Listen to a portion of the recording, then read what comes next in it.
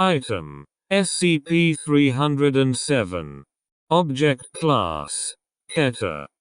Special Containment Procedures: SCP-307 is to be kept within a 0.5 meter square stainless steel planter, within a hydroponic growth chamber equipped with remotely operated light and sprinkler. The sides of the planter are to be equipped with retractable circular blades, the controls to which must be located outside the containment cell and manned at all times. The hydroponic chamber is to be kept within a 5 meter x 5 meters x 3 meters room with stainless steel walls, floor, and ceiling. There are to be no windows in the room. All light will come from the hydroponic grow light, and any observation of SCP-307 is to be done over a security camera. The temperature of the room is to be kept at 15 degrees Celsius to discourage seed production.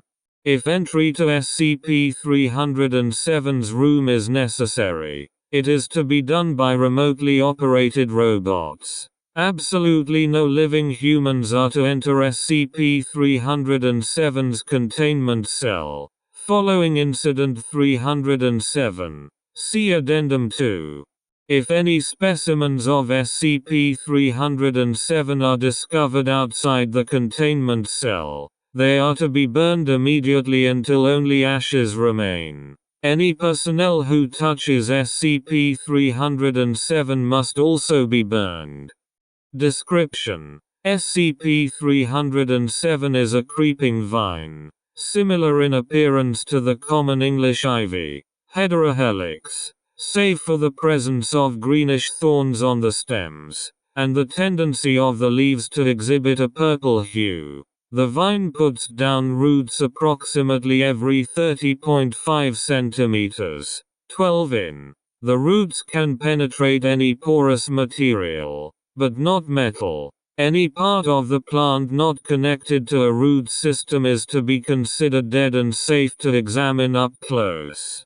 SCP-307 appears to be carnivorous, and seems to exhibit some degree of intelligence. See Document 307-A. When in the presence of a warm-blooded animal, hereafter referred to as the victim, it grows at a startlingly rapid rate in the direction of the animal, often growing 3 vines at a time in what appears to be a flanking maneuver. Upon contact, SCP-307 appears to paralyze the victim, and then liquefy and drain all internal organs, musculature, and blood. The mechanisms by which it does this are presently unknown. They have, however, led to researchers calling it spider ivy.